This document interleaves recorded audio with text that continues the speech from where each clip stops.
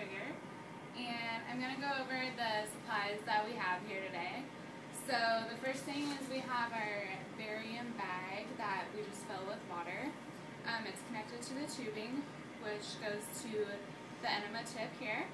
At the end we have a balloon that we inflate by this thing right here. And this guy is for the air that we inject for the double contrast. We have tape.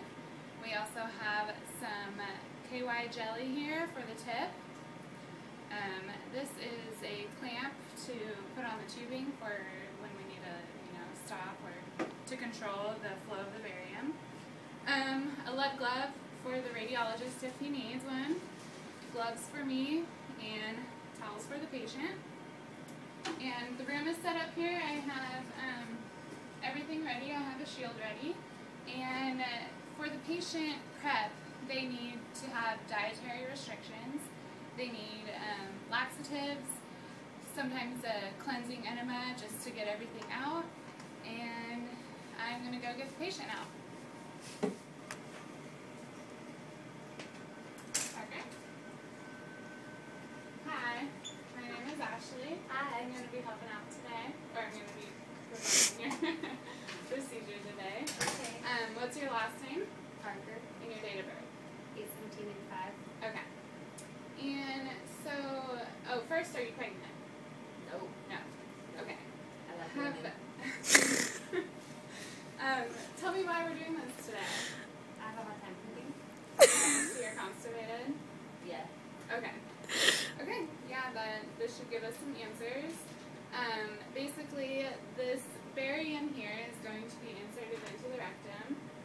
The radiologist is going to come in and do some live time fluoro, looking at everything. And after that, we're going to be taking 8 pictures. And, yeah, you ready to get going? Do you have any questions? How soon can I get a cheeseburger? Very soon. I'm really hungry. Okay, go ahead and sit up on the table right here. Okay. Okay, so I'm going to take my scalp first, which is just a KUB, so I'm going to have you get onto your back here.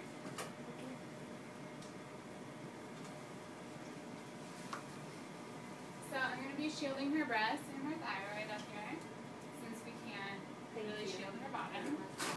I'm going to get my 14x17 cassette. 14x17. Put my right marker on.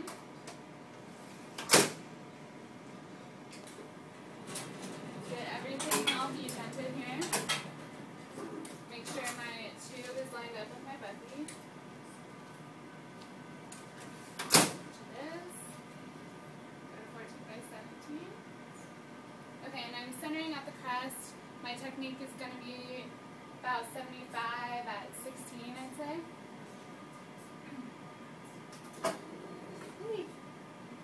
Okay, so we're all ready for that one. X-ray. Okay, so after that, I'm going to go get the radiologist. He's going to come in, and we're going to be inserting the tip here. This is placed at about 24 inches above the bedside here. The tip we're going to be lubricating, and it's going to go in no more than 4 inches. So what I'm going to have you do now is you're going to get in the Sims position. So go ahead and bend this knee and roll over to your left side facing the wall. Good. Just like that. That's perfect. Okay. So after the radiologist comes in and fluoros and we insert the tip and everything, that's when we begin our other images.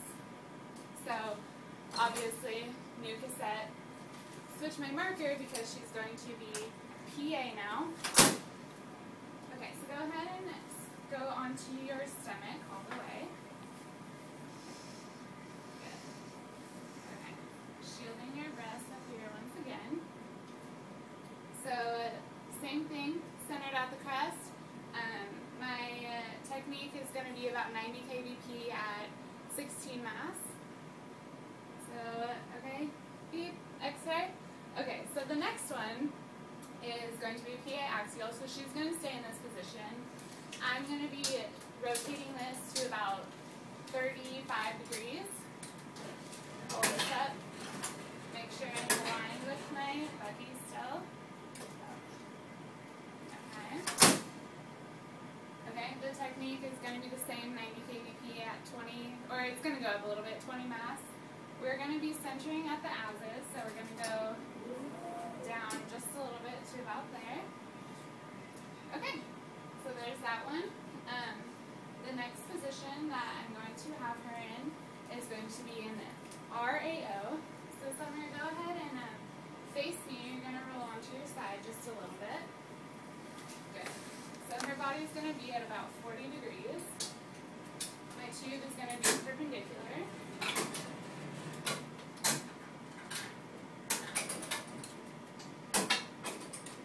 Everything decent in here. Okay. So I'm going to be centering at about 1 to 2 inches lateral to the midline of her body. My KVP is 90 and about 16 mass. I am centering at the crest. Go up a little bit.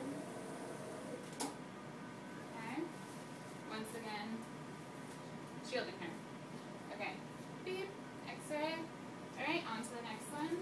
Okay, Summer, I'm going to have you get in the same position but facing the wall. Good. Perfect. So once again, her body is at about a 40-degree angle.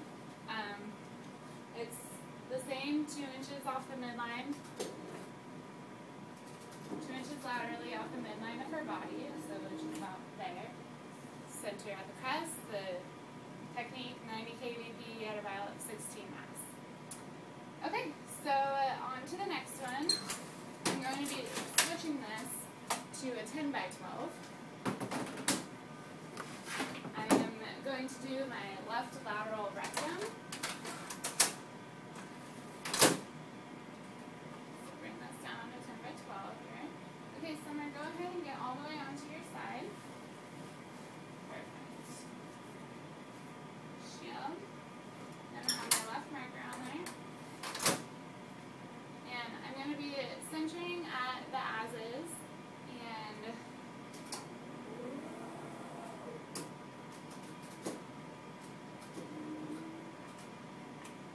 go ahead and scoot your hips forward for me, Summer. Good. Perfect. Okay. So my technique is about 90 kVp at 25 mass. And yeah. Okay, so on to the next one. Okay, so now I have the patient in a left lateral DQ. She's shielded up here. I have my right marker and a grid. I have a 14 by 17 cassette in there. My tube is about 40 inches. I am centered at the crest and to the midline of the body. And my technique is going to be about 90 kVp at 16 mass. And so, beep, take the x-ray. Okay, Summer, I'm going to have you face all the way towards me. I'm going to hold this cassette for you. So she's moving into her right lateral DQ about this moment. Put my left marker on there.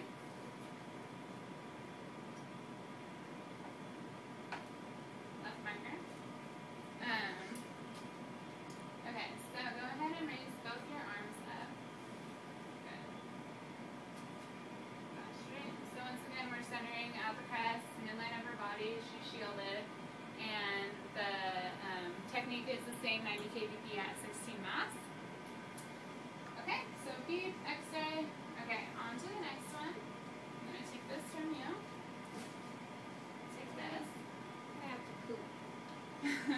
That's a good one. Okay, so this next one is a little bit tricky. But I'm going to get all set up and then I'll get you in position.